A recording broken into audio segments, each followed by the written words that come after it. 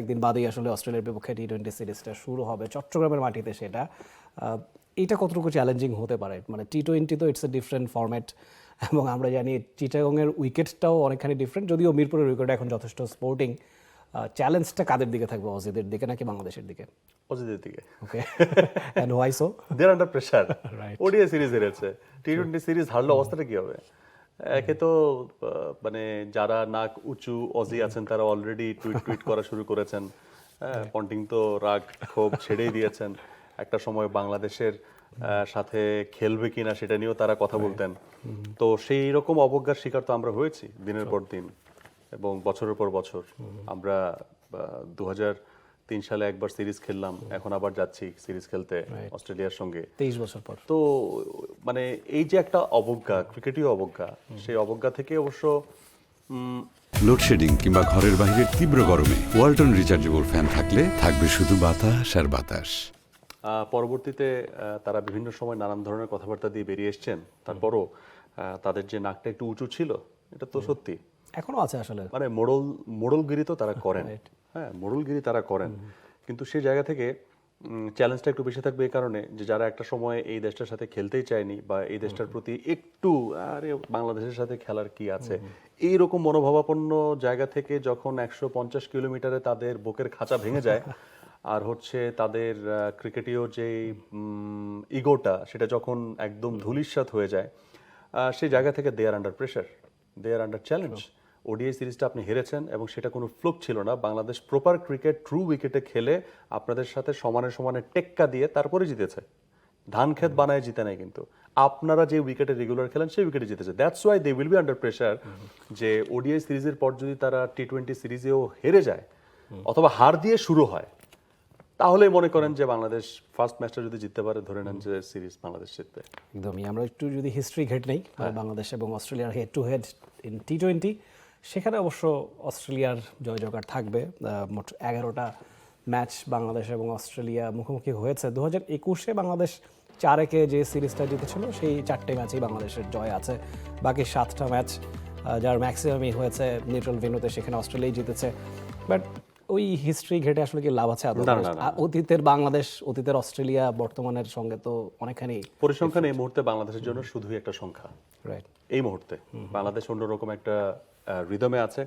আমরা বাংলাদেশের টি-20 একটু স্কোয়াডটাও দেখিনি। বাংলাদেশের দলে যারা আছে ইতিমধ্যে আমাদের দর্শকরা নিশ্চয়ই তারা জেনে গেছে যে সেখানে কি আছে না আছে, এবং এখান থেকে যদি আমি আপনাকে বলি যে আপনি 11টা রেডি করে ফেলেন, সেটাও অনেকের কাছে মুখস্থ আছে। আমরা ফরমেশন বলি, এখান থেকে অটোমেটিকলি টপ অর্ডারে মানে ওপেনিং আমরা হয়তো বা সাইফ হাসান এবং তানজিদ তামিমকে দেখলে 3 নম্বরে লিটন, 4 নম্বরে ইমন, 5 নম্বরে হৃদয়, 6 নম্বরে শামীম পাটোয়ারি, 7 নম্বরে শেখ মাহিদি, 8 নম্বর স্পটটা রিশাদেরই হওয়া উচিত, না হলে সেখানে নাসুম খেলবে, আর 9, 10, 11 তিনটা পেসার মুস্তাফিজ, তাসকিন, নাহিদ রানা, সেটাই হওয়ার কথা। বাট শরীফুলও সেখানে বিবেচিত হবেন কিনা, নাকি আবার এই সেম ফরমেশন দুটো ম্যাচ জেতার পরে 3 নম্বর ম্যাচে শরীফুল আসবেন এবং সবার চেয়ে বেটার পারফরমেন্স করে উইকেট নিয়ে যাবেন, সেটা দেখার বিষয় হবে। So 11 should be like that. But আপনি যে বললাম যে কনফিউশন, আমি তো এখন সেখানেও ভয় পাচ্ছি যে ওডিআইতে রিশাদকে না দেখে এখন যেখানেও আবার রিশাদের জায়গায় নাসুম ঢুকে যাবেন কিনা। Let's see.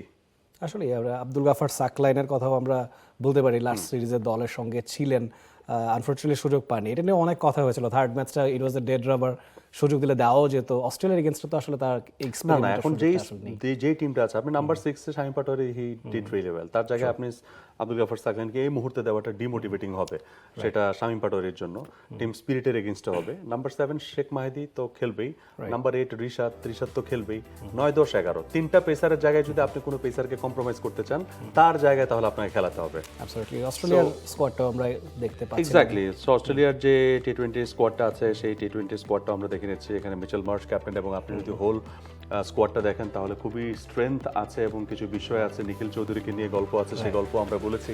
ভারতীয় বংশোদ্ভূত, কোভিডে আটকা পড়েছিলেন, পরবর্তীতে সেখানে তার আস্তে আস্তে সেখানে বাসস্থান এবং সেখানে খেলতে খেলতে একটা সময় চলে আসা হচ্ছে একদম সিনেমার গল্প, আসলে সিনেমার গল্প। So that's amazing. সো এখানে কিন্তু দেখেন, আপনি যদি প্লেয়ার, আমি যদি টপ প্লেয়ার চিন্তা করি, মিচেল মার্শ আছেন, তারপরে হচ্ছে কুপার কনোলি আছেন, টিম ডেভিড রয়েছেন, নেথান এলিস রয়েছেন, ক্যামেরন গ্রিন, আচ্ছা গ্রিনের ব্যাপারটা আলাদা, ইংলিশ রয়েছেন, জশ ইংলিশ রয়েছেন, তারপরে রাইলি মেরিডিথ, ঠিক আছে, জশ ফিলিপে, মেট ফ্রেন্ডশো, অ্যাডাম জাম্পা, তো কি এই নাই টিমটাও কে, কি মানে- না এই টিমটাও কি বি টিম আসছে? Definitely not, this is the future. এবং বিগ ব্যাশে আইপিএল এ তাদের সবখানে টি-20 টিম তো এটাই এক্স্যাক্টলি। আর কি। আর দুই একজন প্লেয়ার তো অনেক সময় ইনজুরির কারণে এদিক সেদিক হইতেই পারে, এটা সব টিমে হয়। সো এটা বলার সুযোগ নাই যে আমরা আমাদের ফুল স্ট্রেংথ নিয়ে নামি নেই। ইয়েস, এটা আপনাদের ফুল স্ট্রেংথের আরো উপর দিয়ে গেছে। এক্স্যাক্টলি, শুধুমাত্র ক্যামেরন গ্রিন এই নামটাই হয়তো বা দর্শকদের জন্য জানিয়ে রাখতে চাই। এখানে নামটা থাকলেও তিনি আসলে খেলতে পারছেন না চোটের কারণে, আসলে ঠিক পুরোপুরি চোটের কনসার্নও না, মানে সেফ থাকতে চাচ্ছে, মানে তাকে ইউটিলাইজ করলে ইনজুরির। আর তারা যদি ভাবেন বাংলাদেশকে উড়িয়ে গুড়িয়ে একদম মানে শেষ করে দিবেন, আপনাদের কাকে কাকে নিয়ে আসেন, তাহলে রিকি পন্টিংয়ের অবসর ভাঙায় তাকেও নামাই দেন, কোনো সমস্যা নেই আমাদের। সো আমরা খেলতে চাই। That's truly they will be under pressure, এবং দেখতে চাই যে how do they handle the pressure. এবং বাংলাদেশেরও এই ট্রান্সফরমেশনটা দেখার একটা ইস্যু আছে, ট্রানজিশনটা ওডিআই ফরম্যাট থেকে টি-20 ফরম্যাটটাতে যখন সুইচ করছে। Boys are inspired, they will be এই সিরিজটাও তারা জিতে নেওয়ার জন্য they will try their level best. কি একটা অবস্থা, মানে অস্ট্রেলিয়া হারার পর বলছে আমরা শিক্ষা গ্রহণ করেছি, এটা সবসময় আমরা বলতাম, ওই শিক্ষা সফরের দিন আসলে ফুরিয়ে গেছে বাংলাদেশের জন্য। For more updates, subscribe to our YouTube channel and click on the bell icon. Follow us on Facebook and Instagram. Download T-Sports app to enjoy exciting games and highlights. Visit tsports.com.